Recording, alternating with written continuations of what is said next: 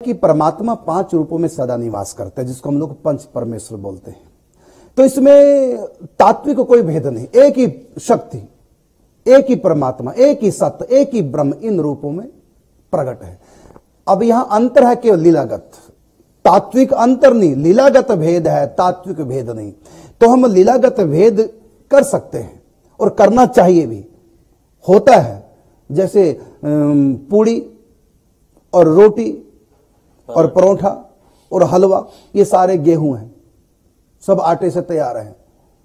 तो तत्व में तो कोई भेद नहीं है, आटा है, लेकिन लीला में भेद, और करना पड़ेगा। यदि किसी की जठ अग्नि कमजोर है, वैश्वन अग्नि कमजोर है, अपच रहता है, तो पूड़ी ना खाए, रोटी खाए, वो सिंपल रोटी खाए, बिना चुपड़ी खाए सिंपल रोटी खाए। तो ऐसी जय सोना है, तात्विक कोई भेद नहीं, लेकिन फिर भी कान में जो नथ है, कानों में नाक में नथ, कानों में कुंडल, हाथ में कंगन। अब सोना तो सोना है, उसमें तात्विक भेद नहीं, और करना भी नहीं चाहिए क्योंकि एक ही है, लेकिन लीलागत भेद है, कर्म में भेद है।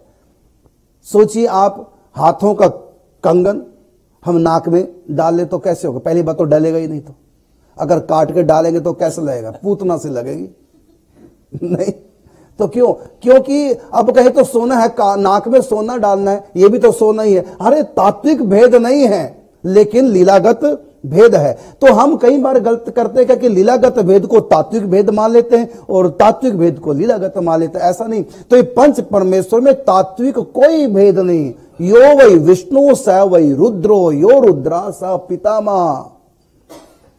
हाँ महाराज, श्री रामेश्वर की स्थापना के समय लोगों ने जब भगवान राम जी से पूछा कि रामेश्वर का अर्थ क्या है, तो उन्होंने कहा कि भाई बिल्कुल सीधा है, राम से ईश्वर ऐसा है, रामेश्वर है, राम का जो ईश्वर है उसका नाम रामेश्वर है। बिल्कुल ठीक है। तो लोग भोले बाबा के पास में गए, बाबा आप तो बहुत बड़े हो, क्यों? आप तो राम जी के ईश्वर हो।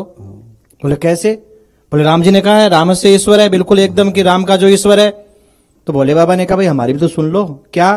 बोले राम है ईश्वरो यस्य स रामेश्वर है, राम जिसका ईश्वर है उसका नाम रामेश्वर है। अब इस भेद में अगर जाएं कौन किसका ईश्वर है तो बड़ा मुश्किल हो जाता है। सिया राम में सब जग जानी, करहूं प्रणाम जोर जुग पानी। इसका परम धीम। हाँ, कहने का मतलब क्या है कि देखिए, भगवान शिव किसका ध्यान करते हैं? राम जी का। राम जी किसका ध्यान करते हैं? भगवान शिव का। तो दोनों अलग कैसे हो सकते हैं? बिल्कुल भेद तो नहीं है दोनों में। बिल्कुल। तो तात्विक भेद कभी ना मानो, लीलागत भेद है, केवल लीलागत भेद है।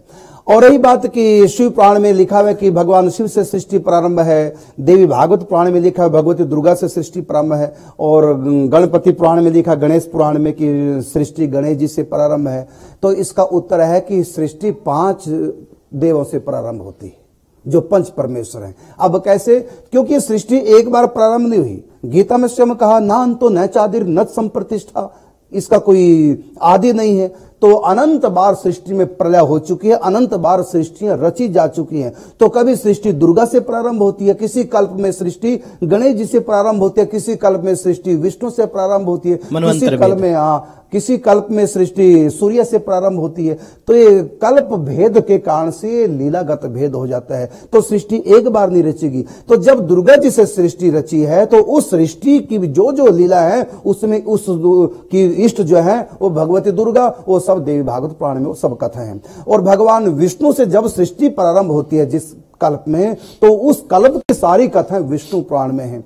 और जिस कल्प में श्री कृष्ण से सृष्टि प्रारंभ होती है उस कल्प की सारी लीलाएं ब्रह्मवैवर्त पुराण में हैं।